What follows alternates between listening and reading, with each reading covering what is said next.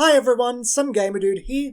In early December 2020, PokeBeach posted up an article about the beta frame for Wizards of the Coast's English Pokemon TCG. This is not the only beta TCG information to be dug up in 2020.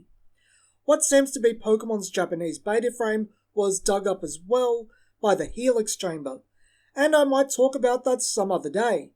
I just find this Blastoise card far more interesting. Drunk Shuckle has already made a good video talking about some aspects of this Blastoise card, and I'll put a link in the description. He talks about the history of it and reasoning for the black border on this one.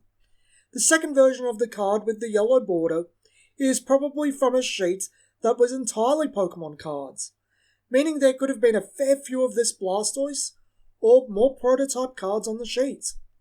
Nevertheless, what I want to talk about is the layout, fonts, terminology, and one really interesting aspect of this card that I mentioned as a comment on Drunk Shuckle's video. The first thing that stuck out to me was the font used for the name, HP, special power, attack name, and damage.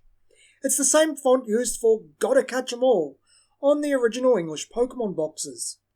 This isn't the only product to use this font. The posters given out at toy stores in Australia that had the prototype names for the Gen 1 Pokemon also used this font. I suspected sometime this was going to be the font attached to the Pokemon brand, and was given out to licenses. A lot of Hasbro Pokemon products from the time use this font too. The phrasing for how to evolve is considerably different. It talks about evolution in past tense instead of what it does. Evolved from, not evolves from. It refers to Pokemon as monsters, and since putting cards on other cards wasn't the most commonplace thing at the time, it uses the terminology of stack. Stack this card on the monster card makes fine sense in context, but was likely changed to separate the game from Magic, which also uses the term stack for a completely different concept, and to use simplified English for children. The term escape is used instead of retreat. I get that change. Escape sounds like run, as in running from the battle. The card already has the English energy layout for energy costs, probably only ever done to save space for the longer English language. The water icons are missing from the text. Water is written out as a word, but only once, meaning the card has an error that increases its power dramatically. Instead of Rain Dance allowing you to put a water energy on water Pokemon more than once per turn, it's water energy to your pocket monsters. Oh yes, it also says pocket monsters, not Pokemon. Also of note is that Rain Dance is using a version of the Japanese terminology. In Japan, Pokemon powers were called special abilities.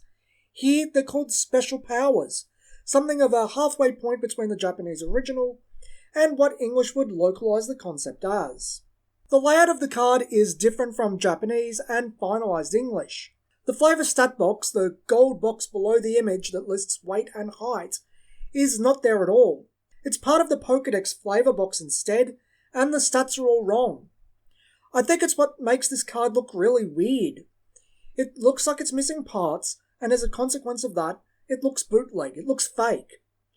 I'm also not sure where the Pokédex information comes from, as it's not from the Gen 1 games.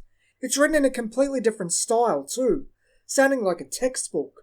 I quite prefer it actually. I like Pokemon talking about the monster documentation aspect entirely seriously. The final thing I want to draw attention to is the numbering, 9 of 165. As I said in my comment on Drunk Shuckle's video, these are not the characters you'd use as a placeholder. You'd use 8s, as they take up the most space. It didn't hit me till I was writing this video that 9 is also Blastoise's Pokédex number.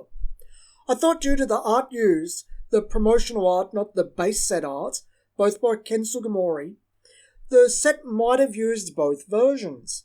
The additional 63 cards to the 102 card base set being promos. I'm really curious as to what the additional 63 cards are. By the time the English release happened, the Japanese TCG was over 2 years old. When base set released, Japan was in between the two gym sets. It's entirely possible Wizards' original plan was to rearrange base Jungle and Fossil, along with a bunch of promos, into English exclusive sets, not too different to what Nintendo does today. Possibly reduce the original 3 sets that included all 151 Pokemon to 2 sets. Wizards did alter quite a few things in English, gutting Fossil of Mew and including non-holo versions of rares and expansions to keep the foils special and bloat the set count by 16 cards.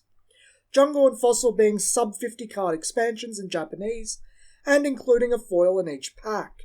The rarity icon is also unusual, being a bolded R to indicate rare.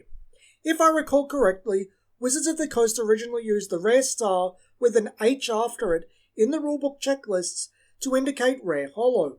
So I think like the energy icon, the asset wasn't ready. Given it's only R, I suspect there may have been an icon in mind for the rare holo. What I do find interesting is Japan would go on to use bolded letters to indicate rarity, much like how this card does. This Blastoise card is a very interesting piece of Pokemon history. It shows that Wizards of the Coast was very keen on the idea of localizing the Pokemon TCG for Western audiences as far as the frame, but also that early in Pokemon's localization, Nintendo was probably keen on keeping the Pocket Monsters branding. I don't think we'll find out much more unless someone asks ex-Wizards staff directly, much like the 4 cancelled sets Wizards of the Coast was planning in the early 2000s. But it's fun to look and speculate. This has been Some Gamer Dude, and thanks for watching.